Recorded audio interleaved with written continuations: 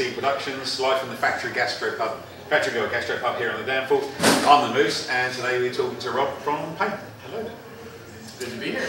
Absolutely. It's good to see you. Thanks for coming to my neighborhood. Our pleasure. Little well-kept secret when you stand here. Yeah, maybe we may just have blown that. Never mind. That's good too. Well, this was my local. It still kind of is. Yeah. I remember like summer 2011, 2012. I was here with a couple of mates like every night. Really? Drinking our faces off. It was a different time. Yeah, no, I get that. See, now I've got a virgin drink here, and I don't think they should call it virgin. They should call it chewed up and spit out.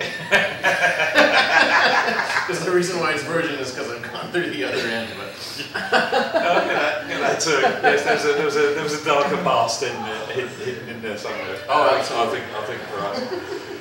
We're talking about time. Paint have been around for a while now. I mean, you've been, some of the people watching won't know Paint. Okay, so for their benefit, Paint's been around more than 10 years now. Close to 10 years. Close to 10 years. Okay. I mean, it started way back initially. It was like this folk thing that I did on my own that I didn't take very seriously. But we consider the official start was really 2008. Okay. And that was in Vancouver with myself and two other bandmates, Matt LaForest and Paul McGlynn. And we did the first record together. And when that album was finished, I sort of brought it with me to Toronto. Right. With their blessing, of course, because they weren't in a position to pick up and move across the country. But I was. But we still keep in touch. We still write music together. Even some of our new songs have been co-written by us. So it's kind of this family. What is together. We talked before about sort of collegiate, almost collegiate atmosphere of people writing together and performing with one another as well. I mean, that's a major piece of that. But the distance doesn't make any. It doesn't make any difference to you from that point. No, I mean it's possible now to even you can write remotely and send a demo across the country, and then someone can layer their part on it and send it back to you. I mean that's not how we wrote the songs together. No. Essentially, it was after 4 years apart. Paula came out to visit Toronto. She was here for a film for TIFF, I believe it was. Right. And we pretty much picked up where we left off. We got together for an afternoon, cracked a bottle of wine. Bashed out a song in 2 hours.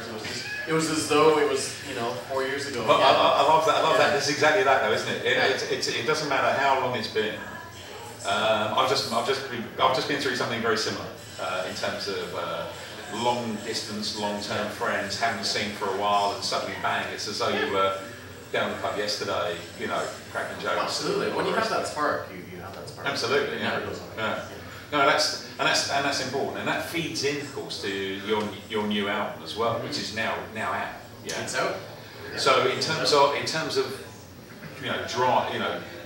how would you describe for the new album to people who may not be familiar with your work previously? Well, it's funny because I think it was actually you that said this, but you described Paint as a visual and oral onslaught of the senses. Absolutely. That quote really kind of captured it in a way that even we hadn't realized at the time. So thank you for that one. Oh, you're welcome. But the new album is actually, it's a live album that also comes with a concert film. So it's like a dual package of both. It was supposed to be a double album, but by the time we trimmed all the fat, we managed it was able to fit on one disc. It was like 75/36 or something. So it was just enough to fit on one disc. Yep. Because there was a lot of new material. And we were in a situation where songwriting after our second record really opened up. It was a very painful process for that second album. And prior to that, for me, it would take forever to write songs. Right. But our producer, Ian Smith, who's worked with Teenage Fan Club and whoever, Pixies and that, he took an interest in us before the second record, and he invited me out to a studio and said, let's write together. And I didn't even know what that meant, so I hopped on a bus, I went up to Kitchener. I didn't have anything with me, I didn't have my usual instruments or effects or tools. It was me and a notebook. Right. And we sat down, threw in a drum loop into the computer, and then within an hour and a half, we had the full instrumental arrangement. He went outside for a while, let me just mess around and come up with a vocal melody. We wrote lyrics together. So by noon we started, and by 6 o'clock an entire song that was built from nothing. And that song ended up being Girl in the Frame, which was the first single of our second record that got us distribution through Universal and all this stuff. So I was just saying, wow, songwriting is that easy? So now the approach is, if it takes more than 2 hours, well, that's interesting, isn't it? Because there was a time when, you know, it takes sort of 4, 5, 6, 7, 8, you know, years to actually record an album. Yeah. And I'm going through a Peter Gabriel biography at the moment, and he's one of my favourite people of ever, basically. But the detail involved in actually getting the stuff to the table is tough. But you know, I love the fact you can walk into a room and come away. And I think the Stones have just announced this just a few weeks ago. They walked into a room and they came away with songs, not part of a song or half a song, but songs. And this is phenomenal, you know. So I like the approach that you can actually do that. And of course, technology has moved on, means that you don't have to have all those pieces in play. You can build the framework for absolutely everything you want as well, without you know, killing yourself at the same time. You know? Yeah, I used to go have the little handheld tape recorder that would be with me all the time. Yeah. Now it's the iPhone, but I make sure that I back things up or email out ideas immediately. When melody comes to me, I'm walking, I'm saying something, and quickly send it out. Because you don't, I mean, the Kirk Hammett situation recently where he had like 800 riffs on his phone and the phone was lost and all the riffs were gone. So you don't want that to happen. so we, now it's kind of either I'll write the songs on my own or Jordan and I will write them together. He's the guitarist. And we ended up just getting on a roll, and all these new songs started to come out of us, and we had over an album's worth of material, but we didn't quite have the you know, the budget to go in the studio and do like a full proper album.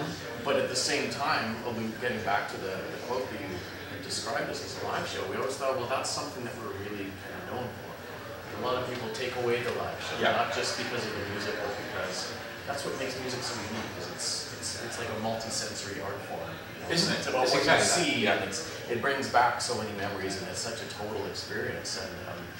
And I can confidently feel like we're one of those bands that captures that. So, but most indie bands don't get to actually document it. You know, so you'll get to the point where, you know, this great band was around and they played small clubs for 10 years, but there's no historical record of what that experience was like. And go back into the technology bit. What better time though to record that? You know, because the things that are available to us now, you know, we would have been talking about budgets of significantly more beforehand. And that is enormous. You know, the Cameron House gig that you filmed. That was. Well, first of all, it was two things, I think, for me. First of all, I got to see one artist that I really like in a completely different format.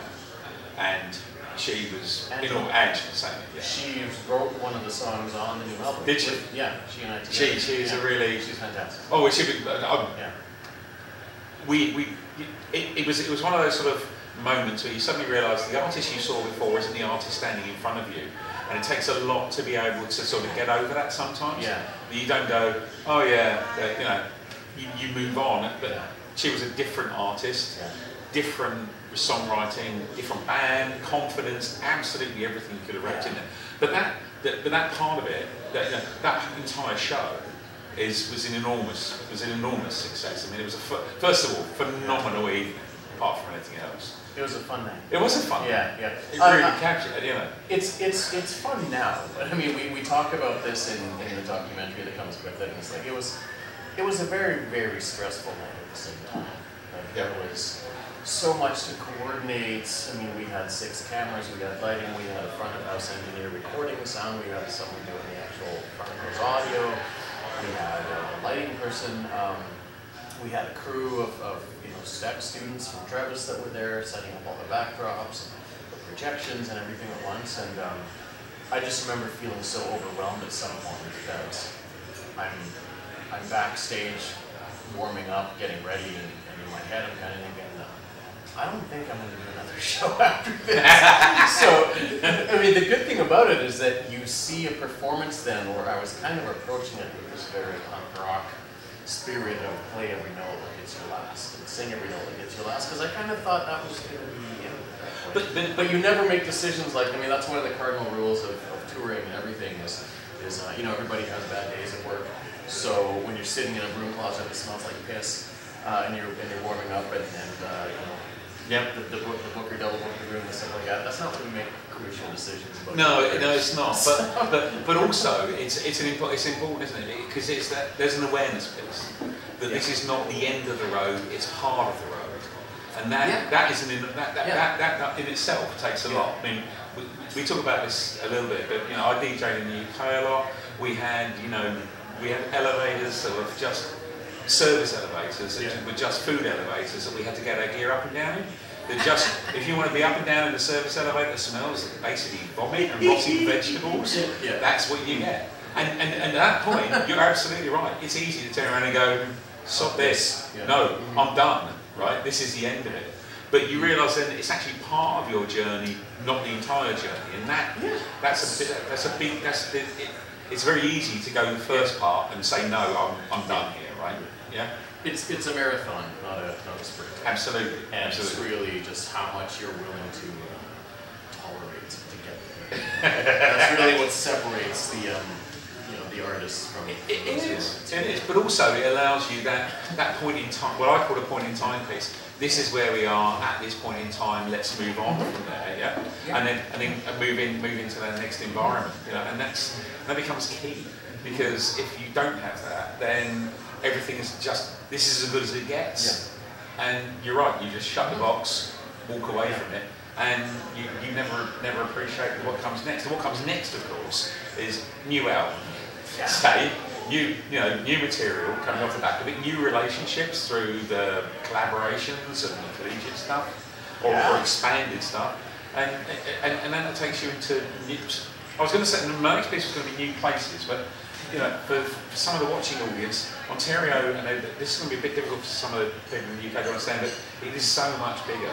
Ontario is so much bigger than the UK, and the distances can be enormous. But you're mid-tour now, are you? Or I know you've been playing a lot of gigs recently. Yeah, we're in the middle of a stretch right now, supporting you.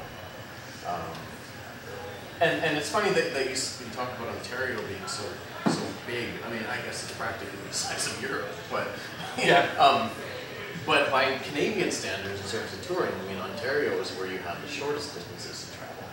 When we were in Vancouver, it's like, I mean, I did that growing up, like through the prairies. It's like every city's a 10-hour drive apart, and you sort of lose all perspective of time and space and where you are. And if you drop a pin in Toronto and you go 8 to 10 hours radius, you could hit New York, Chicago, Montreal, Kitchener, Hamilton, London, Sarnia, Windsor. You can hit a lot of different cities, which is why a lot of bands in Canada at least they would fly from out west to Ontario, touch down here to here, and fly back. And that's sort of what we've done. So as a result, like when we're touring, we're essentially, I mean, we've had times where we're playing 200 shows a year, but you can sleep in your own bed most of that time instead of being in a van the whole time. Well, there's a lot of cities are, well, it also depends again, you know, you talk about what your life looks like as well.